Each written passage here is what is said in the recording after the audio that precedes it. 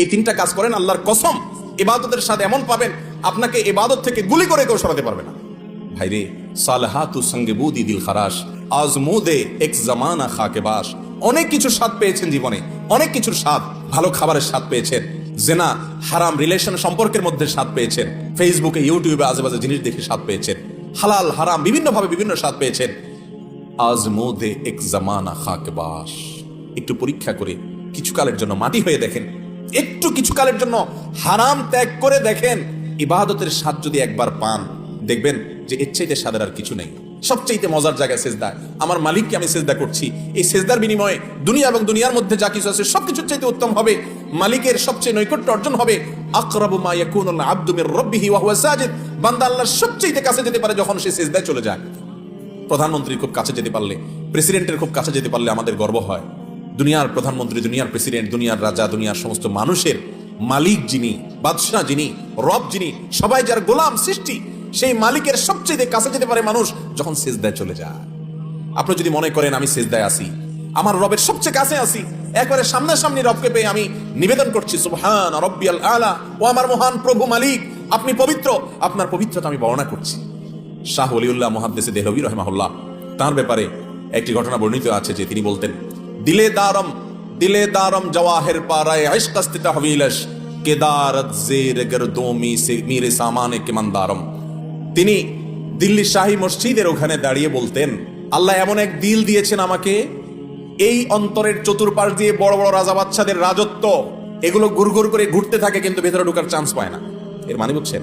মনে করেন একজন আপনার বাড়ির পাশে 2 নম্বর টাকা দিয়ে আঙ্গুল ফুলে কলা গাছ হয়ে গেছে, আপনার বাপেও খোঁচায়, মায়েও খোঁচায়, আপনার নিজের কাছেও খারাপ লাগে যে আমি কি করলাম। হ্যাঁ, আরেকজন হারাম রিলেশন করে 2টা 4টে সম্পর্ক করে ফেলছে, আপনার কোনো হারাম রিলেশন, আপনি মনে করতেছেন আরে আমি দুনিয়ার এই ভোগ উপভোগ থেকে নিজেকে দূরে সরিয়ে রাখলাম। তো তিনি বলেছেন আমার অন্তরে এগুলার লোভ, মোহ, পদ, টাকা পয়সা, অমুকে রাজনীতি করতে করতে বিশাল নেতা হয়ে গেছে, এখন তার দেখে কে আর পয়সা ক্ষমতা, কিন্তু আমি তো সেই জায়গায় পড়ে থাকলাম। মনের মধ্যে এগুলো ঢুকতে চেষ্টা করে, এগুলার বড়ত্ব মনের ভিতরে ঢুকলে তখন আস্তে আস্তে সেগুলো করতে মনে চায়। তো তিনি বলেছেন এগুলো সব আমার মনের চতুর্পাশ দিয়ে ঢুকে কিন্তু ঢুকতে পারে না, কারণ কেদারত জের গরদোমিস রিসামানে কামানধারম। ও দুনিয়ার রাজা বাদশারা, ও মোগল সম্রাটেরা, আমি যে অন্তর রাখি, এই অন্তরে আল্লাহর ইবাদত করে যেই পরিমাণ নিজেকে ধনী মনে হয়, তোমাদের কাছে যত কিছু আছে এগুলো সব আমার কাছে তুচ্ছ মনে হয়, এগুলোর কোনো মূল্য আমার কাছে নাই, তোমরা এগুলোকে অনেক বড় কিছু মনে করতে পারো। মুসলমানের নজর হবে সেরকম, এগুলো কল্প কাহিনী মনে হবে।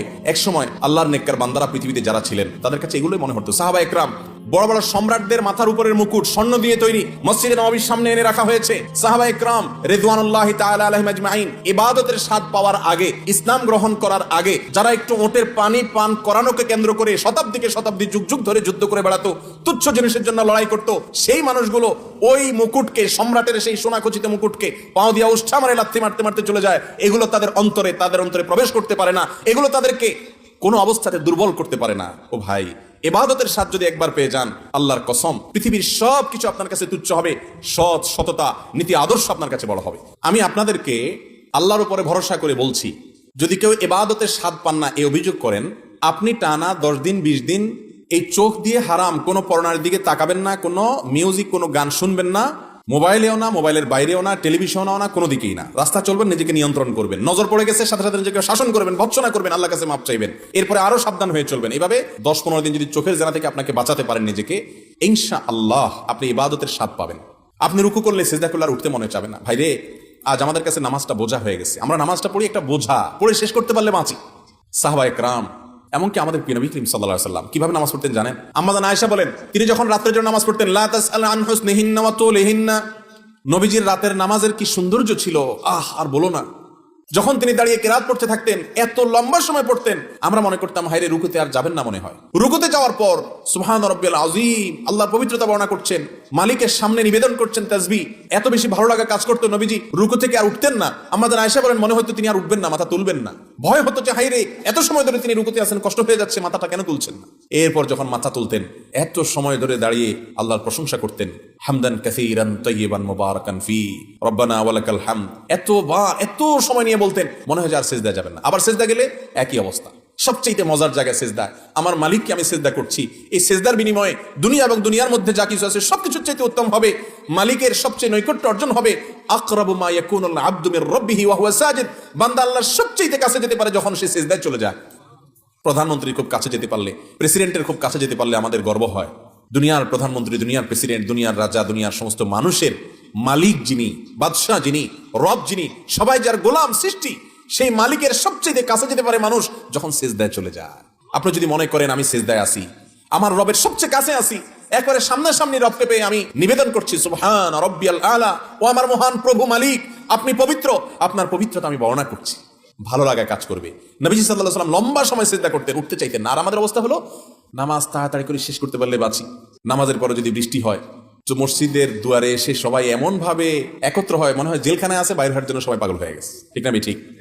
ভাইরা আমার, এই ইবাদতের স্বাদ নষ্ট হয় যে কাজগুলোর মাধ্যমে, তার মধ্যে অন্যতম একটা কাজ হলো চোখের গুনাহ, যেটা আজ ব্যাপক হয়ে গেছে। এই জন্য ইবাদতের স্বাদ নাই। আল্লাহ আমাদেরকে চোখের জেনা থেকে বেঁচে থাকার তৌফিক দান করুন। আর এমনি গণহারে গুনাহের কারণেও ইবাদতের স্বাদ কমে যায়। ইবাদতের স্বাদ কমার তৃতীয় কারণ হলো হারাম খানা। আজকাল খাবারের মধ্যে এত ভেজাল, আল্লাহ মাফ করুক।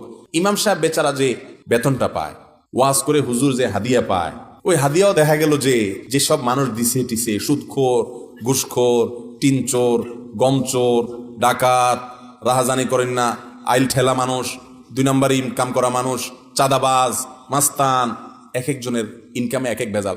আবার কেউ আছে এগুলো কিছু করেন, আপনারা খুব হাসতেছেন মনে মনে, হুজুর সব বাঁশ দিয়ে ফেলতেছে।